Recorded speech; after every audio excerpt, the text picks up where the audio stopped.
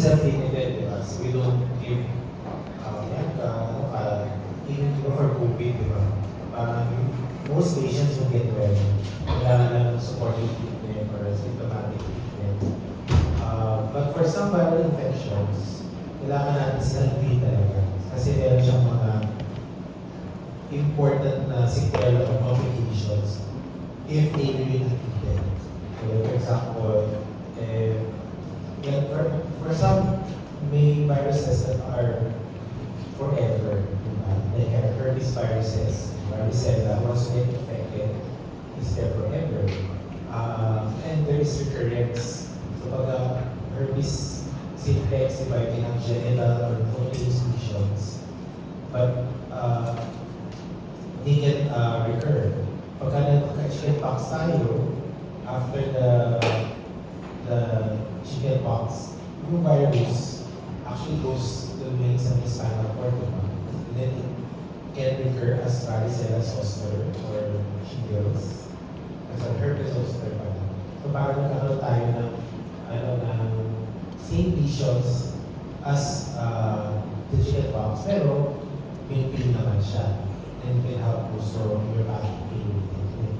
If you get hepatitis, for example, especially hepatitis B, di ba pwede kang develop if there's chronic inflammation and viral replication, pwede mag-develop into liver cirrhosis and cancer. And of course, if you get HIV, then you can develop AIDS. So these types of viral infections, ito yung mga kailangan natin na i-treat. And these are the drugs, what we will discuss in the next, in this lecture. Remember that viruses are obligate intracellular parasites. So, meaning they just utilize or hijack the host cells, enzymes, and other substrates in order for it to replicate its own genetic material.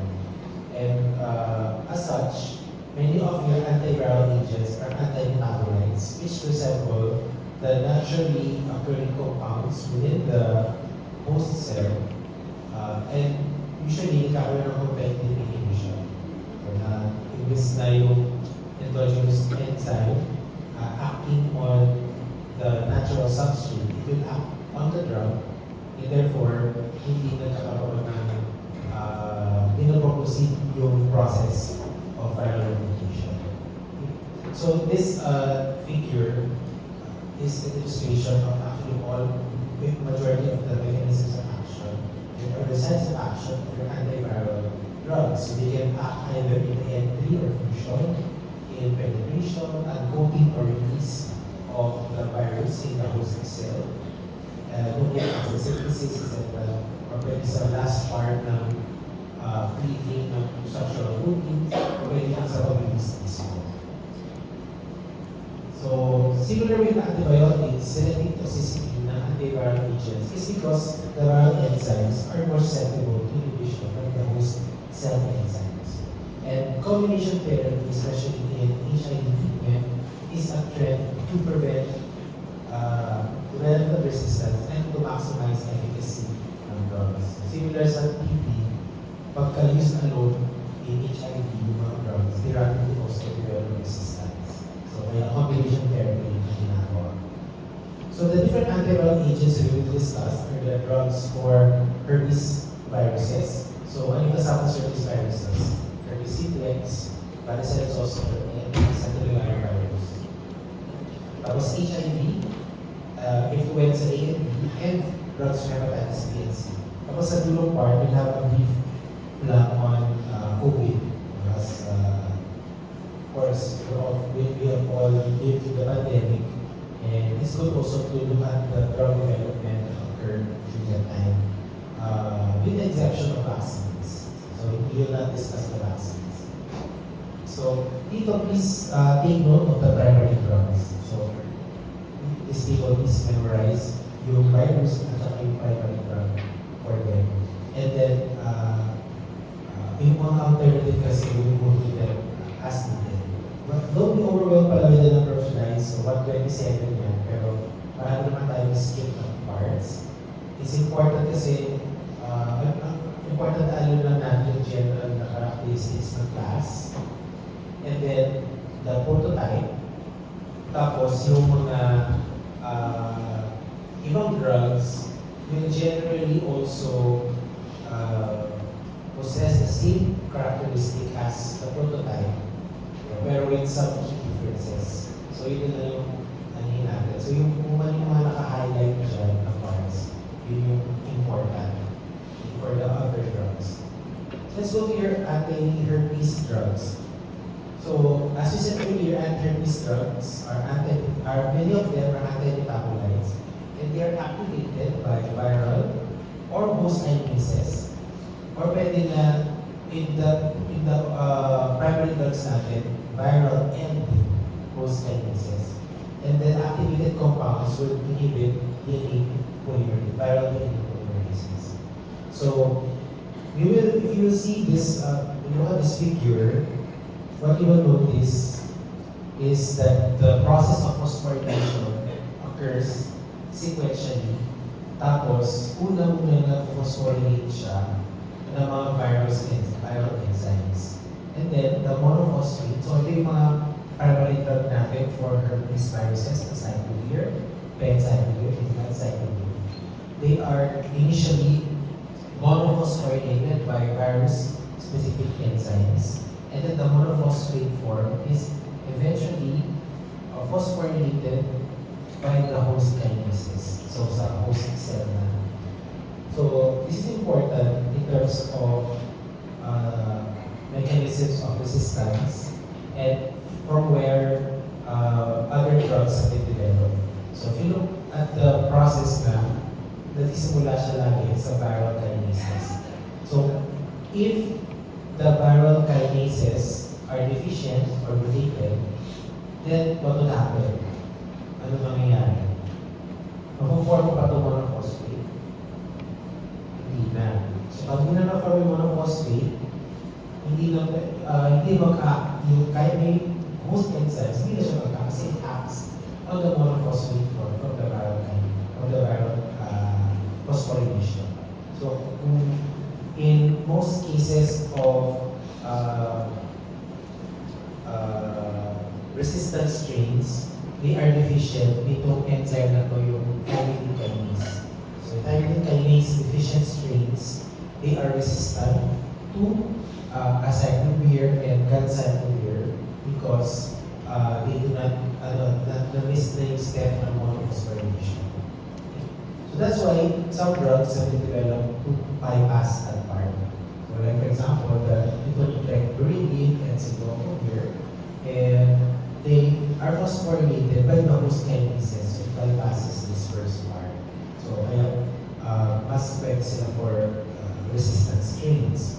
Similarly, yung foscarnet does not require phosphorylation. So it already acts dito to directly inhibit viral DNA polymerases. So for the primary drugs like acyclovir, kailangan mo na siya mag-monophosphorylate by the viral kinase, then may the host kinases to the triphosphate form. So ito, these are actually nucleoside analogs.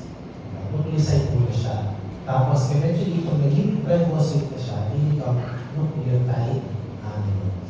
So nucleoside, they become nucleotides, and then the nucleotide form, yun na yung mag-elicit ng effect. So they can either incorporate themselves directly into the viral DNA, causing direct chain termination, or they can competitively inhibit the viral DNA polymerase to inhibit the DNA synthesis. So this is what we have been saying now. So first, let's go to acyclovir, which is a guanosine analog, and then eventually, so as a nucleoside, it becomes eventually a nucleotide. After the dephosphorylation processes. So the nucleotide now will competitively inhibit DNA polymerase and cause DNA chain termination. As we said, the thymidine kinase negative strains are mechanisms for chain mechanism for resistance and may cross resistance to the similar drugs within this group. So Yung acyclovir, the acyclovir and valacyclovir, they are similar in terms of the processes of activation. And therefore, pag resistant yung isa, resistant sa isa, resistant sa lahat. Okay? So, acyclovir can be given topically, orally, or intravenously. However, the important characteristic is that it has a very short half-life. So, usually around 4 to 6 times a day siya if taken orally or administration. So, this may be included with the individual's adjustment needed for renal impairment.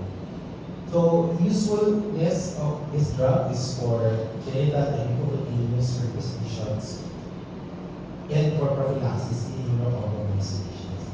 If they are given orally, they are generally well tolerated, but if given intravenously for serious infections, have you seen a patient, lahat kayo may naka-chickenpox na kayo?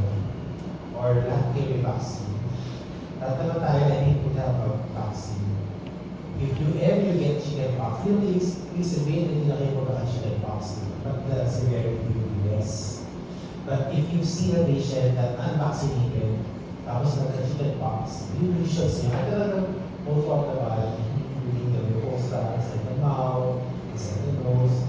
So, it's mas disseminated yung kanyang mga lesions. So, yun, may kasi intravenous na acyclovir.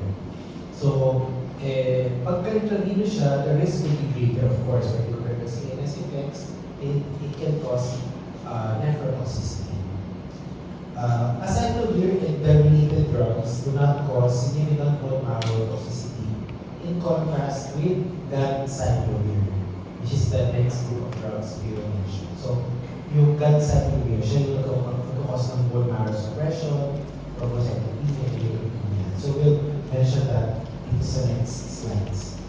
So, since acyclovir has a short duration of action, several preparations have been developed para maging siya, mas mahaba yung duration of action at mas mataas yung bioavailability. So, yung valacyclovir at saka yung famciclovir, yun yung mas mahaba yung duration of action and mas, of course, less frequent ang dosing interval.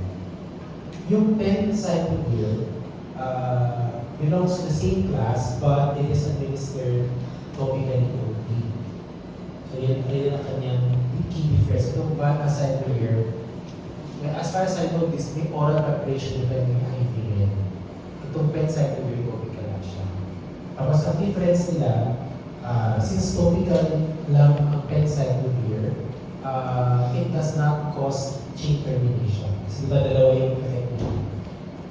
Chain termination at saka inhibition of viral DNA polymerase. So, yung valacyclovir at famciclovir, pareho lang sila. Pero dun sa penciclovir, hindi siya nagkakos ng DNA chain termination. Ito yung mga differences.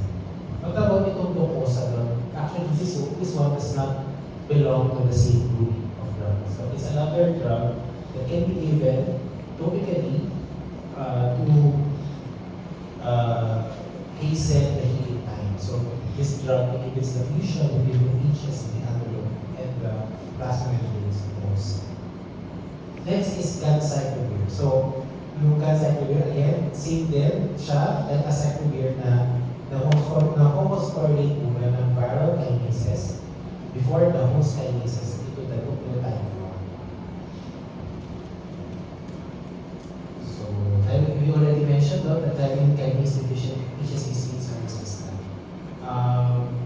Kung yung yung acyclovir is used primarily for HSP and varicella zoster, ang ganciclovir naman used primarily for cytomegalovirus retinitis. Yan ang kanyang primary na indication. So this is typically administered intravenously. It penetrates well into tissues, including the eye and central nervous system. Again, adjust the dose in patients with renal insufficiency. Meron mga intraocular implants na available. And then, yung valganciclovir na preparation, mas mataas yung kanyang oral bioavailability compared with ganciclovir. So as we said, this is used primarily for severe retinitis and other cytomegalovirus infections in immunocompromised patients.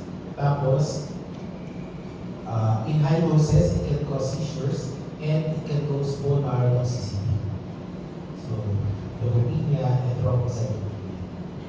So, ito yung difference between acyclovir and ganciclovir. Kaya, parang sinabi sa previous slide na yung acyclovir, no bone marrow toxicity. Ito, mayroong bone marrow toxicity.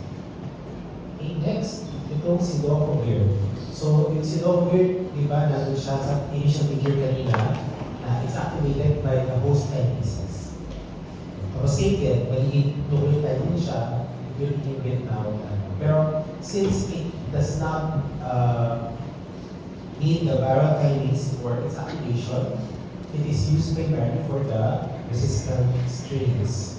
So, and aside from acting on HSV and cytomegalovirus, it action din siya sa adenoviruses and papillomavirus.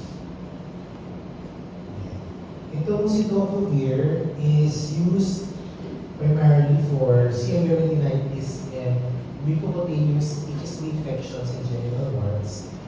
Pero as a topical preparation most of the time, because the major dose limiting toxicity is nephrotoxicity. Pero I think there's also systemic preparation for cidofovir.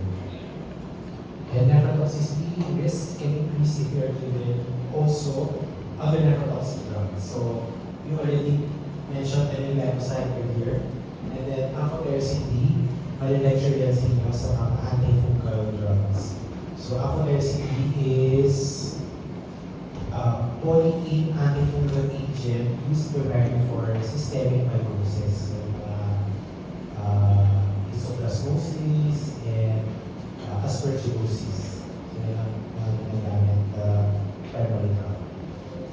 Then we have foscarnet. So yung foscarnet, di ba, hindi siya inactivate. It causes direct inhibition ng RNA polymerase, DNA polymerase, and HIV personal strains.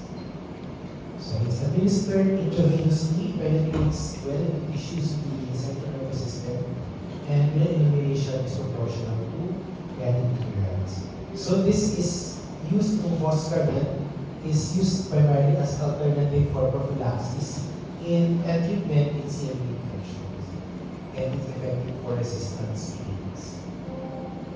So primary adverse effects will be nephrotoxicity, genitourinary ulceration, CNS effects, and seizures and aneurosis. We have your other anti-herpetic drugs like vidarabine, which is an adenine analog, pero limited systemic use na siya due to high toxicity. Tapos, we also have the aldoxyuridine and trifluridine, which are topical pyrimidine analogs for keratitis. And we have this last one, folivirsen, which is an antisense oligonucleotide that binds directly to the CMV messenger RNA.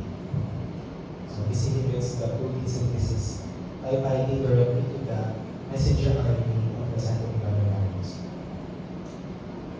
Next, drugs. So ito na yung mga drugs natin for herpes. But in most cases, in your practice, most likely you will encounter acyclovir and valacyclovir in the management of herpes and varicella zoster.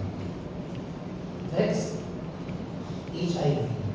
So in the 1980s, yung HIV and the AIDS epidemic was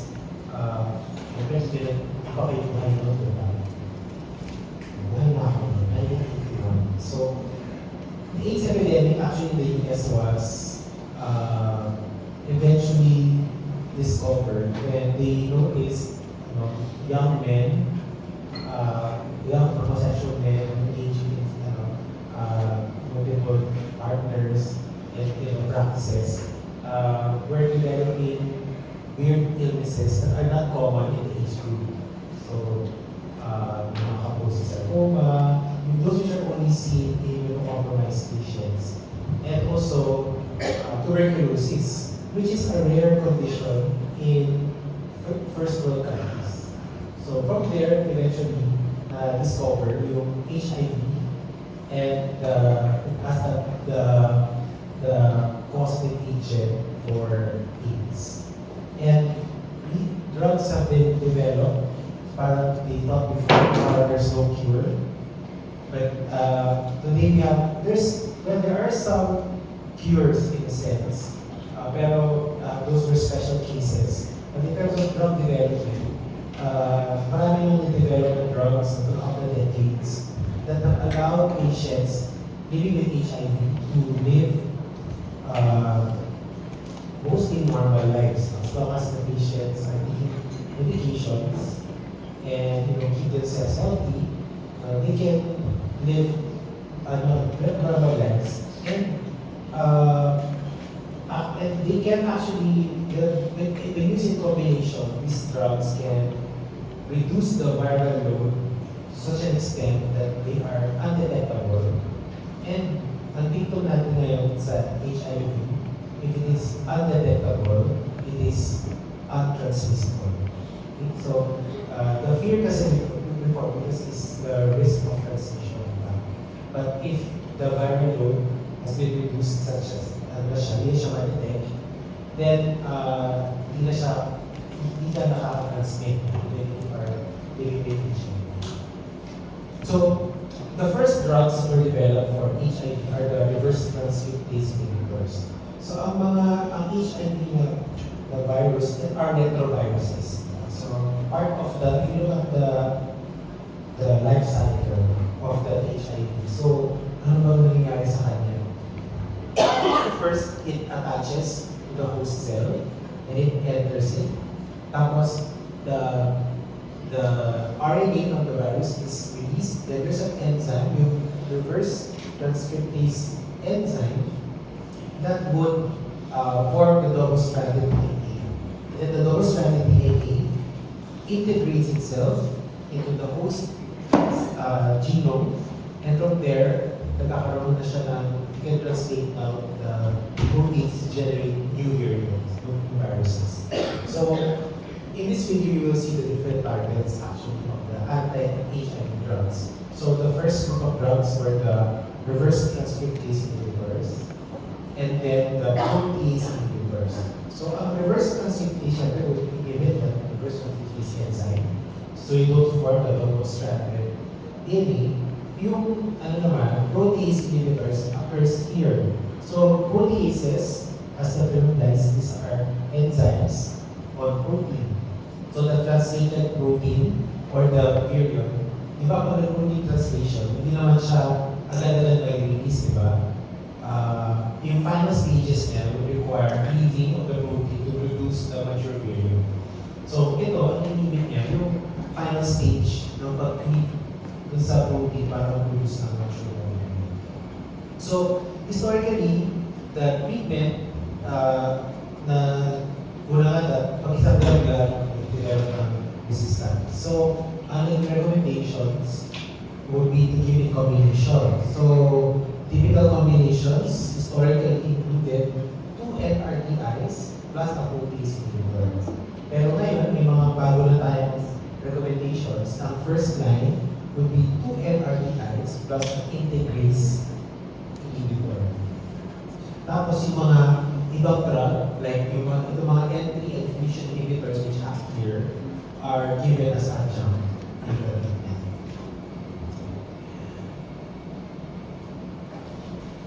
So, itong table na to summarizes to the major anti-HIV drugs. So, at least, please memorize the prototype per drug. Tapos yung iba na mga significant agents, we'll mention them in relation to their drug-specific adverse effects. So later on, we mention them. Pero important din na tandaan yung mga group adverse effects that are common with the drug. Okay? So take note of the prototype, mga reverse transcriptase inhibitors, protease inhibitors. Dito naman sa dalawa, yung mga N3 and fusion inhibitors, isa pa lang yung medyo mahirap lang memorizin itong mga NRTIs. Kasi itong mga protease inhibitors, at least alam natin, may suffix sila na pareho. So lahat ng mga protease inhibitors, HA merong navir. So hindi navir, dito navir, pareho lang. Ito naman, itong mga reverse protease inhibitors kasi, parang wala siyang pare-pareho suffix. So it may be difficult to memorize. Plus, if you look at the acronyms that are used in the references, minsan hindi siya nagko-coincide sa spelling niya. So for example, yung ano mo, dapat FDC-tatin. So ang acronym niya is FDC, parang ganyan. Or lamivudine, PTC, kasi it's based on the chemical name, not the atomic name. So, parang mahirap memorize it. In our exam, we use the whole word. Pero, pagka magbasa kayo ng mga libro or mga clinical practice guidelines, naka-acronym siya. So, basahin niyo lang siya. But usually may footnote naman yan kung ano yung nire-refer niya. Okay? So, how would your reverse transcriptase inhibitors act? By the way, we have two types then na reverse transcriptase inhibitors. We have the nucleoside and the non-nucleoside. So yung nucleoside, similar din siya ng process ng activation like acyclovir and ganciclovir, which is they are initially phosphorylated by the viral kinase and then the host cell kinase into the nucleotide form.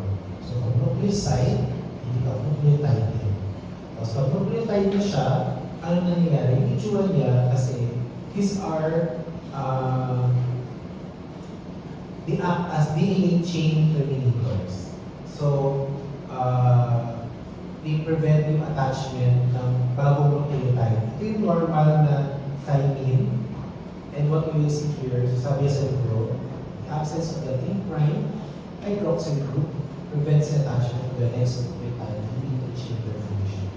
So, ito yung T' na hydroxyl group niya, ng thymine normally. Yung iba, yung mga NRTIs, wala siya. So, hindi na pwede maka-attach yung next na nucleotide. Kaya nagkakos ng DNA chain termination. Okay? Yes, so yun.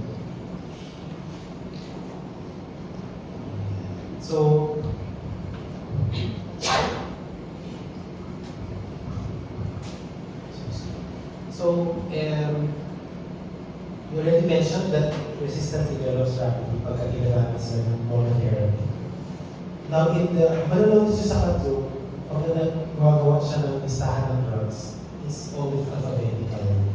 So, pero means, kaya hindi niya inaano kung yung first generation, second generation, parang, or kung kailan na-develop yung drug.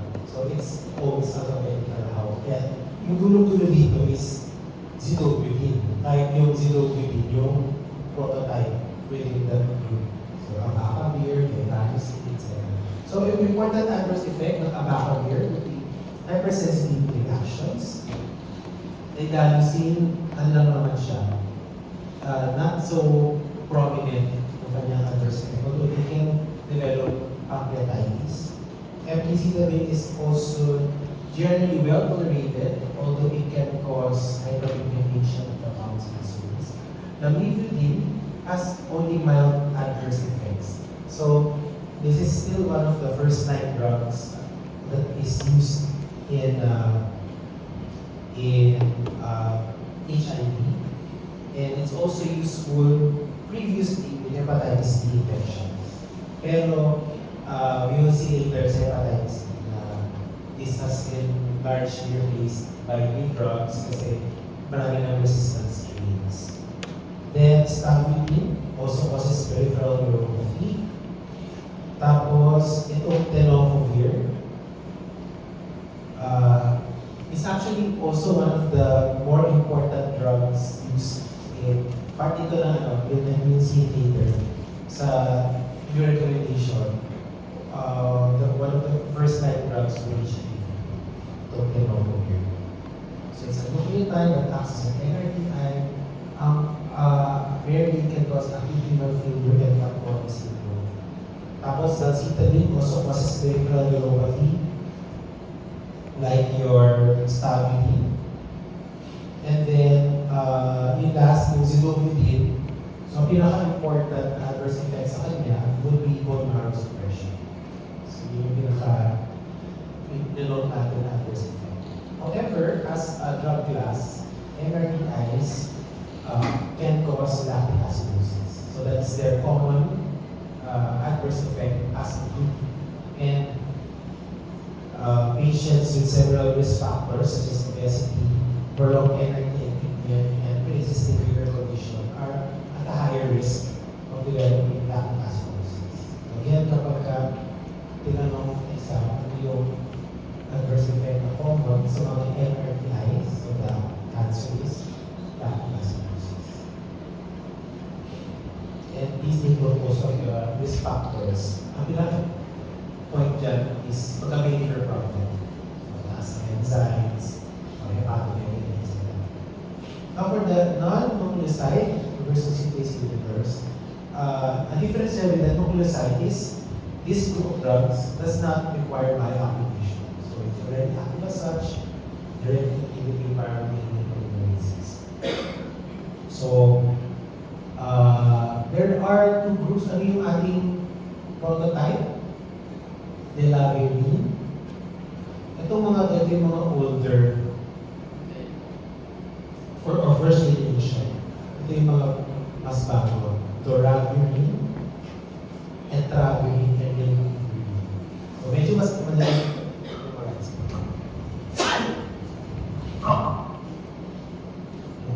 Masimple lang. So, yung mga adverse effects niya, prominent lang siya sa first generation drugs. Okay? So, ano yung mga drug-specific na adverse effect? So, Delaverine causes skin rash in about 20% of patients. It is teratogenic. Tapos yung efavirenz causes CNS dysfunction, elevated plasma cholesterol, and also is teratogenic. Etravirine, bago siya. Yung mga Rilpivirine, second generation. So, hindi ganun ka-prominent. Better yung kanyang side effect profile. And then, Nevirapine also causes hypersensitivity reactions, particularly Stevens-Johnson's and toxic epidermal necrosis. So, yun yung prominent sa kanila. As a group, wala silang common adverse effects. So, this is more drug-specific. Next, you have your protease inhibitors. So, again, ito yung mga Navir. Ritonavir, Invinavir, Ritonavir. And we already mentioned earlier yung kanyang mechanism of action, which is the inhibition of the cleaving of precursor polyproteins into the final structural proteins. Important na characteristic ng protease inhibitors is this one, last bullet. All of them are substrates and inhibitors of CYP3A4 with ritonavir having the most pronounced inhibitory effect. So pagka ang drug ay CYP3A4 inhibitor, ano kanyang major implication? Majority of the drugs that are available, 80% is actually in one way or another metabolized ng CYP3A4. So, kaya hindi magandang maraming drug interactions that were previously associated with anti-HIV drugs when protease inhibitors are included in the regimen. So, kaya ngayon, hindi na siya first line treatment kasi ang dami yung mga drug interactions. So, siguro yung pinaka-importante natin natandaan sa mga protease inhibitors that they are CYP3A4 inhibitors, kaya marami siyang mga adverse effects. So skip na natin itong mga napakadaming protease inhibitors na yan. And maybe we can just focus dito sa ritonavir kasi diba siya yung pinaka-prominent na inhibitory effect ng CYP3A4. And Actually, ito na lang siguro, yung common nila as a class. So, as a class, protease inhibitors can cause issues with carbohydrate and lipid metabolism. So, tataas yung sugar, at saka aspirin. So next, we have the N3 inhibitors. So, dalawa lang naman ang N3 inhibitors. We have Maraviroc and Enfuvertide. So, yung Maraviroc, siya yung nag-inhibit ng attachment sa host cell by targeting the CCR5 human chemokine receptor. So, yung sa initial video na pinakita natin, nasan siya? So, yung CCR5 is here, on the host cell. So, by binding to this one, hindi hindi makaka-attach yung virus. Yung isa naman, yung Enfuvertide, it inhibits fusion by binding to the GP41 subunit ng paraprotein. Okay, so magkaiba sila ng target. Pareho silang N3 inhibitor, pero magkaiba sila ng target. Yung Maraviroc, it inhibits the chemokine receptor dun sa host cell. Yung Enfuvertide inhibits the GB41 subunit on the virus. But both of them are inhibitors ng N3. So, tandaan natin pag Enfuvertide, it inhibits fusion. Enfuvertide, fusion. Kapag ng Maraviroc sa, sa attachment or by the CCR5 chromosome.